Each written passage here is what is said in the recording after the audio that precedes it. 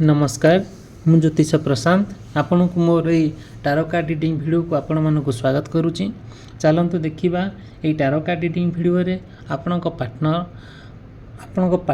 आपण प्रति कौन करेन्ट फिलिंग्स अच्छी मन में आपण प्रति केमिति लव फिलिंग्स अच्छी से आपण नहीं मन में से कौन भावुंट भल पाइबा आपण केते दूर प्रযোज्य आउ केते दूर आपन ठीक लगुच ना भूल लगुच मुझे वीडियो रे पूरा डिटेल और विस्तीर्ण भाव में कहबी। जदि मो वीडियो को आपन देखुचंती ताहले जानी परिबे आपन गोटे कंक्लूजन पॉइंट रे पहुँचे आपन पार्टनर मनोभाव को लेकिन जदि भी आपन को मो वीडियो भल लगु थाए मो वीडियो को लाइक करने चैनल सब्सक्राइब करने केबे भी मन रे उणा करेंगे नहीं। मोर लक्ष्य मोर आंतरिकता इच्छा आपण मान सहित गोटे परिवार होकर रही गोटे संपूर्ण भाव में आपन को मो साहाय्य करिया मोर मनोवृत्ति। जदि भी आपनकर सेमती किसी प्रोब्लेम अच्छी आपन पार्टनर को लेकिन मत आपन कांटेक्ट करेंगे। मोर पर्सनल नंबर देइछि मु पूरा डिटेल आ विस्तीर्ण भाव में मोर पर्सनल रीडिंग माध्यम रे आपन को कहबी आ कौन हो पार तार बाट कौन तार समाधान बाट कौन मु आपन को कहबी। देखंतु सबू आपन पार्टनर को लेकिन आपन जा भावुचंती से भावनाटा आपन सीना ठीक भावुचंती मन में बट कौन चली सी आपन नहीं कौन भावुचंती मन में कौन चली आपन भीतर जो भल पाइबा को लेकिन गोटे कौन है आजिकल तो बहुत डिस्टर्बांस चली आपन दुई जन भितर आउ भल पाइबा थिले भी आउ दुई जन भितर गोटे सुंदर माने सुंदर भल पाइबा थिले भी सुधा मन में कहीं आग भली सेमती आउ फिलिंग्सटा आसुनी कहीं सहित आप समय बिताई कि सहित कुआड़े बुलाबुली करने कि सहित कुआड़े जीवाई कहीं मन आग्रह होनी कहीं कौन होची एक्चुअली रियल कथाटा कौन आप संपूर्ण भाव में जानापी बहुत ट्राए करुँच। धीरे धीरे आपन पार्टनर आपन जो भाया ढंग कहते सी जहाँ आपन को रेक्टिफाए करुँच जहाँ आपन को आइडेंटिफाए करुँच से सब जिनस आपन कहीं भल लगुनि कहीं खुशी लगुनि से आपन ना बहुत चिंतामग्न अच्छी तांकु नहीं कि आपन जहाँ सब चिंता करुँच कहीं से ठीक लगुनि कहीं मन में किसी ना कि डाउट आपनकर आसूची जो डाउट आसूची सते जमी आपन को आपन पार्टनर ना किसी ना कि आपन को से कहीं मिछ कहते किसी ना कि आपन को से सन्देह करुँच ठीक अच्छे तथापि भी सेमिति आपन कथा शुणिकी आपन बहुत अस्तव्यस्त लगुच आउ सब बेले ना मन में विभिन्न प्रकार जो प्रश्न अच्छी आपन प्रति नहीं कि से आपन को शेयर करुँच से सब जिनस आपन कहीं ठीक ठाक लगुनि आपन कहीं भल लगुनि। देखंतु आपन जहाँ तांको शेयर करुँच से शुणुंट से रियलाइज करुँच बट सी मन में एक्चुअली जहाँ चली से कहीं आपको सेमती कहीं शेयर करूना से कहीं से जहाँ मन में प्रश्न अच्छी जो कथा कहते से कथा कहीं आपको सुइटेबल लगुनि तेने आपड़ से कथा को लेकिन बहुत चिंतामग्न अच्छा ठीक अच्छी आउ साधारण भाव में आप देखु जड़े मनीष आउ हाड़ मांस रक्तधारी जन मनीष आपणकर जो फिलिंग्स प्रति आसूर से प्रति आसुनी धीरे धीरे कौन हो मन भीतर किसी ना कि कौन आसूची ना कि समस्या देखा दूची जोटा कि आपण चाहिए भी ताकू बागेवा बागे पारुना ठीक अच्छे जहाँ होना कहीं सब बेले ना तांकर आपण भितर एबे टिके भल संपर्क धीरे धीरे भल संपर्कटा खराब होगा गलानी आपण सब चेष्टा करुँच कि जितेबले जहाँ होना कहीं आपण तांको ना केबे छाड़वा उद्देश्य नुहे कि सहित संपर्क काटिदेवा उद्देश्य नुहे किंतु आपण प्रति जो मनोभाव आपन जहाँ स्टडी करुँच से आपन छाड़देवाई लक्ष्य आपन सहित संपर्क काटिदेवाई मूल उद्देश्य कि सेमिति जहाँ गोटे आपन कहले से शुणा उद्देश्य ना कि बुझी भी पारुना कि बुझे भी पारुना ना बुझापी चेष्टा ही करुँच किसी भी हो पारुना सते जमी आपन आपन पार्टनर को लेकिन बहुत चिंतामग्न अच्छा सते जमी आपण जहाँ गोटे हो पछे किंतु आपण आपण पार्टनर को जेतिकी इम्पोर्टेंस देवा कथा सेतिकी आपण दउछन किंतु से जेतिकी आपण को माने भल पाइबा कथा जेतिकी तांकर इम्पोर्टेंस आपण देवा कथा सेतिकी देई पारु नाहंती ଆପଣ ଇମୋସନାଲି ତାଙ୍କୁ ବହୁତ ଭଲ ପାଆନ୍ତି, ସେ ବି ତାଙ୍କ ମନରେ ଆପଣଙ୍କ ପ୍ରତି ଭଲ ପାଇବା ଥିଲେ ବି କାହିଁକି ସେଠି ଇମୋସନ୍ କାହିଁକି ଆସୁନି? କାହିଁକି ଗୋଟେ ମଣିଷକୁ ଯେମିତି ଭଲ ପାଇବାର ଗୋଟେ ଆସେ, ମାଧୁର୍ଯ୍ୟତା ଆସେ, ଗୋଟେ ମାନେ ପବିତ୍ରତା ଆସେ, ଗୋଟେ ଅନକଣ୍ଡିସନାଲ୍ ଆସେ, ଆଉ ଗୋଟେ ନିଃସ୍ୱାର୍ଥପରତା ଆସେ, ସେ ଜିନିଷଟା କାହିଁ ଆପଣ ଦେଖିବା ପାଇଁ ପାଉନାହାନ୍ତି? ସେଥିପାଇଁ ଆପଣ ଆହୁରି ଚିନ୍ତାମଗ୍ନ ଅଛନ୍ତି। ଠିକ୍ ଅଛି, ନିଜକୁ ଆପଣ ବୁଝଉଛନ୍ତି, ସେଠୁ ମ୍ୟାନେଜ୍ କରୁଛନ୍ତି, ତା ଠିକ୍ ଅଛି।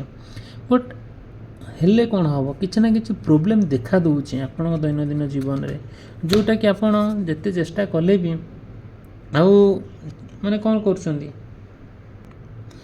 ସେସବୁ ଜିନିଷ ଆପଣ ମାଇଣ୍ଡରୁ କେବେ କ'ଣ କରୁଛନ୍ତି, ହଟେଇ ପାରୁନାହାନ୍ତି।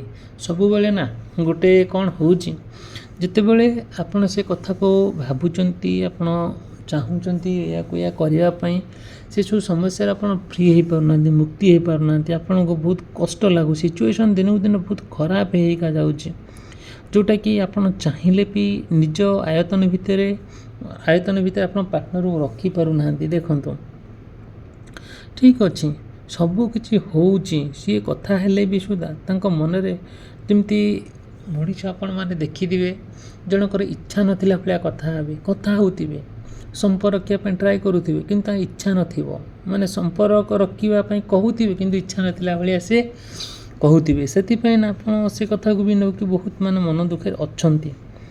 ଆଉ ଗୋଟେ କଥା କ'ଣ ଏତିକି କହିବି ଆପଣଙ୍କୁ, ଯଦି ଏମିତି ଆପଣଙ୍କର ସମସ୍ୟା ଦେଖା ଦେଉଛି, ଆକ୍ଚୁଆଲି ଆପଣ ଜାଣିବା ପାଇଁ ଚାହୁଁଛନ୍ତି ଆପଣଙ୍କ ପାର୍ଟନର ଆପଣଙ୍କୁ ନେଇ କ'ଣ ଭାବୁଛନ୍ତି, ତାଙ୍କ ମନରେ ଆପଣଙ୍କ ପ୍ରତି କ'ଣ ଭଲ ପାଇବା ଅଛି ନା ଆଉ କ'ଣ ଅଛି, କାହିଁକି ସେମିତି ଡିଷ୍ଟର୍ବାନ୍ସ କରାଉଛନ୍ତି, ଯଦି ବି କିଛି ଏମିତି ପ୍ରଶ୍ନ ଅଛି ମୋତେ ଆପଣ ପଚାରିପାରିବେ।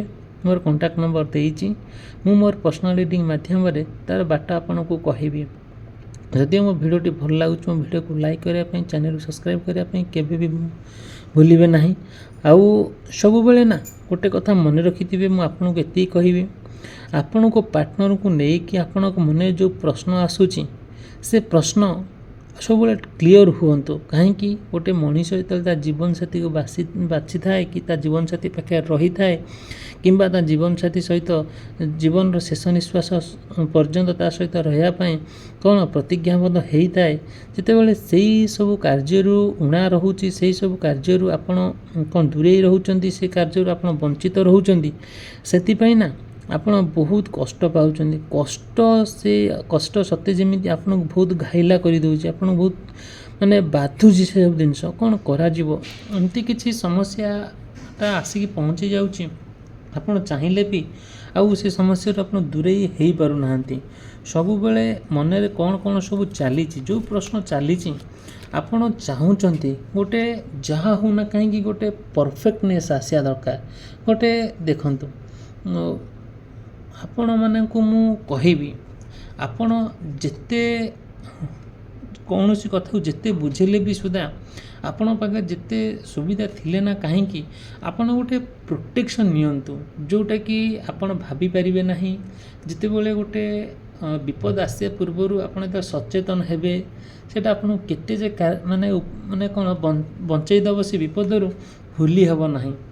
ଆପଣ ନା ନିଜ ଉପରେ ବହୁତ ବିଶ୍ୱାସ ରଖୁଛନ୍ତି, ତାଙ୍କ ସହିତ ବହୁତ ଭଲ ସମ୍ପର୍କ ଥିଲେ ବି କାହିଁକି ମନକୁ ପାପ ଛୁଉଁଛି, ଯେଉଁଟାକି ଆପଣ ଯେତେ ପ୍ରକାର ଚେଷ୍ଟା କଲେ ବି ସୁଦ୍ଧା ହେଇପାରୁନାହିଁ। ସେ ଆପଣଙ୍କ ଜୀବନକୁ ବହୁତ ତିଳ କରିକି ବହୁତ ମାନେ ଉପଭୋଗ କରିଛନ୍ତି, ଆପଣ ବି ବହୁତ ତାଙ୍କ ଜୀବନକୁ ଉପଭୋଗ କରିଛନ୍ତି। ଦୁଇ ଜଣ ଭିତରେ ବହୁତ ଭଲ ସମ୍ପର୍କ, ବହୁତ ଆଦରତା, ବହୁତ ଭଲ ପାଇବା, ବହୁତ ନିବିଡ଼ତା, ହେଲେ କିନ୍ତୁ ଠିକ୍ ହେଇପାରୁନି। କାହିଁକି ଗୋଟେ ସମ୍ପୂର୍ଣ୍ଣ ଭାବରେ ଗୋଟେ ଯେମିତି ଶରୀରକୁ ଶରୀର ମିଶୁଥାଏ, ଯେମିତି ମନକୁ ମନ ମିଶୁଥାଏ, ଯେମିତି ମାନେ ସବୁ ଠିକ୍ଠାକ୍ ଚାଲିଥାଏ, ଏବେ ସେସବୁ ଜିନିଷଠାରୁ ଆପଣ ବହୁତ ଦୂରରେ। ସେ କଥା ଆପଣ ନା କେବେ କହୁଛନ୍ତି, ସିଏ ବହୁତ ସେ କଥା ଗ୍ରହଣ କରିବା ଅବସ୍ଥାରେ ଅଛନ୍ତି ନା, ସିଏ ଆପଣଙ୍କୁ ସେତିକି ମାନେ ଇମ୍ପୋର୍ଟାନ୍ସ ଦେଉଛନ୍ତି ନାହିଁ। ସବୁବେଳେ ନା ଆପଣ କାହିଁକି କେଜାଣି ସବୁବେଳେ ଟ୍ରାଏ କରୁଛନ୍ତି ଯେ ପରସ୍ପର ଭିତରେ ଗୋଟେ ପ୍ରଶ୍ନ କାହିଁକି ଆସୁଛି। ଆପଣଙ୍କ ଭଲ ପାଇବା ବହୁତ ସୁନ୍ଦର, ଆଉ ଯେଉଁଟାକି ଆପଣଙ୍କୁ ଦେଖିବେ ନା କିଛି କିଛି କଥା ଆପଣ ପାର୍ଟନର ଆପଣଙ୍କୁ ଖୋଲିକି କହନ୍ତି, ତାଙ୍କ ମନ ଖୋଲିକି କହନ୍ତି। ଏମିତି ଦିନେ ସମୟ ଆସେ ସେ ଆପଣଙ୍କ ସହିତ ଖୁବ୍ ଭଲ କଥା ହୁଅନ୍ତି, ପୁନର୍ବାର କ'ଣ ହୁଏ କେଜାଣି, ପୁନର୍ବାର ସେ ଦୂରେଇ ଯାଆନ୍ତି। ଆପଣ ସବୁବେଳେ ବିଭିନ୍ନ ପ୍ରକାର କଥାରେ ବିଭିନ୍ନ ପ୍ରକାର ସମସ୍ୟାର ଶିକାର ହୁଅନ୍ତି। ହେଲେ ବି ସୁଦ୍ଧା ଆପଣ କେବେ କୌଣସି ପରିସ୍ଥିତିରେ ତାଙ୍କୁ ଛାଡ଼ିଦେବା ପାଇଁ ଆପଣ ମନରେ ଆସେ ନାହିଁ। ବଟ୍ ସିଏ ଚାହୁଁଛନ୍ତି ଯେତେବେଳେ ସେ କିଛି ନା କିଛି ଖରାପ କଥା ଶୁଣୁଛନ୍ତି କି ମିଛ କଥା ଶୁଣୁଛନ୍ତି ଆପଣଙ୍କ ବିଷୟରେ, ସେ ଆପଣଙ୍କ ଠାରୁ ଦୂରେଇ ଯିବା ପାଇଁ ବହୁତ ପ୍ଲାନ୍ କରୁଛନ୍ତି।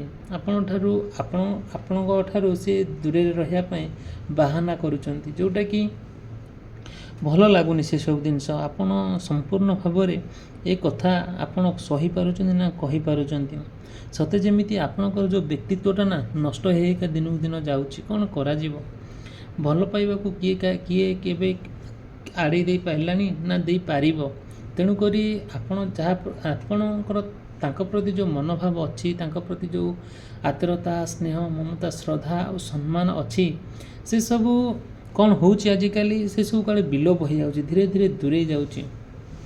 ଦେଖନ୍ତୁ, ଗୋଟିଏ କଥା ହେଲା କ'ଣ, ଯେତେବେଳେ ଆପଣଙ୍କ ପାର୍ଟନର ବିଷୟରେ ଆପଣ ଯାଇକି କେଉଁଠି କହୁଛନ୍ତି କି କେଉଁଠୁ ଶୁଣୁଛନ୍ତି, ଭଲ କଥା ହେଉ କିମ୍ବା ଖରାପ କଥା ହେଉ, ଆପଣ ପରସ୍ପର ଭିତରେ ଗୋଟେ ଡିସ୍କସନ୍ କରୁଛନ୍ତି, ତା ସତ।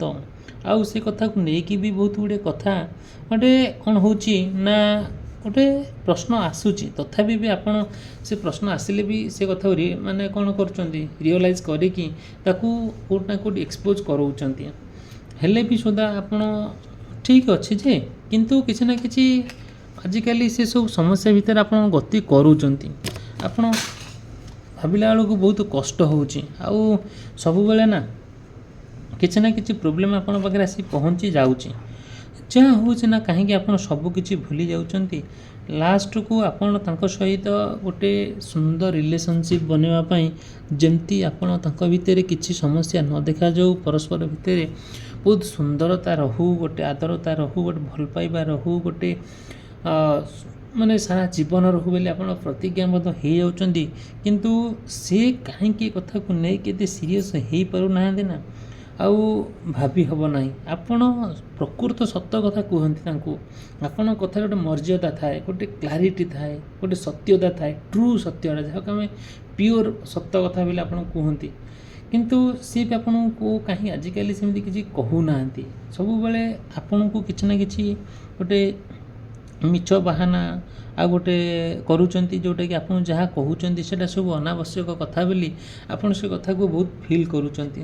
ଦେଖନ୍ତୁ, ଆପଣଙ୍କ ତାଙ୍କ ଭିତରେ ଯେଉଁ ଲଭ୍ ଷ୍ଟୋରିଟା ଥାଏ, ଯେଉଁ ସ୍ନେହ, ମମତା, ଶ୍ରଦ୍ଧାଟା ଥାଏ, ସେଥିପାଇଁ ଆପଣ କ'ଣ କରନ୍ତି, ମାନେ ପରସ୍ପର ଭିତରେ ବହୁତ ସେୟାରିଂ ଆଉ କେୟାରିଂ ମଧ୍ୟ ଠିକ୍ ଅଛି, ସେଇଟା ରହିବ। ଭଲ ପାଇବାରେ କେବେ ଉଣା ହୁଏ ନାହିଁ କି ଆପଣ ଉଣା କରିବେ ନାହିଁ।